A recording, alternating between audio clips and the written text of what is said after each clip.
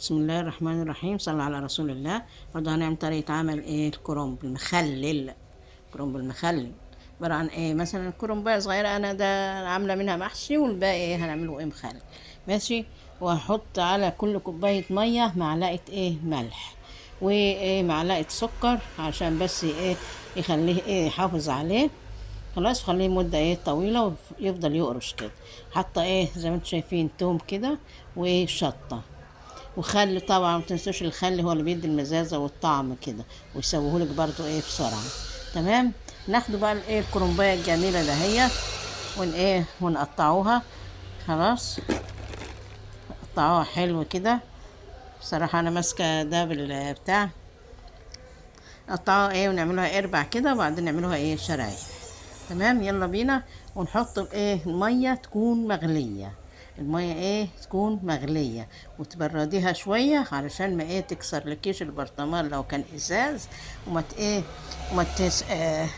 تعملش البرطمان اللي هو البلاستيك تعمله تخليه يقوس او كده. تمام. لكن تحط الماء ميه مغليه، وتحط عليها الحاجات المكونات ده، السكر والملح والشطه والثوم. ده هيخلوا لك ريحته جميله وطعمه اجمل. تمام. بس تاخدي ده وتحطيه وتسيبيه يومين ثلاثه كده، وتبداي تاكلي فيه.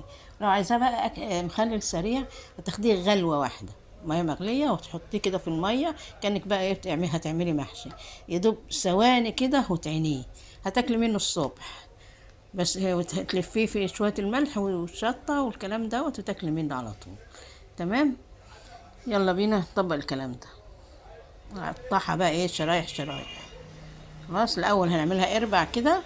تمام. زي ما انت شايفة حضرتك كده قطعتها اربع. اخد كل ربع واقطعه شرايح شرايح. تمام. انا خدت ربع مثلا، ونخرطه كده. ماشي.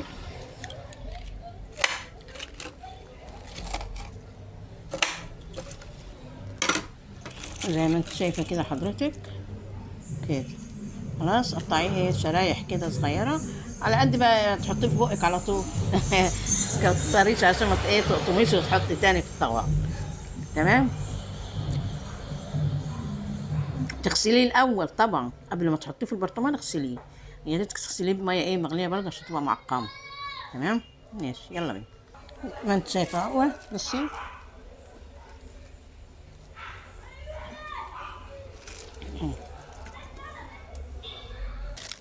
تنسيش بقى تحطي كمان ليمون.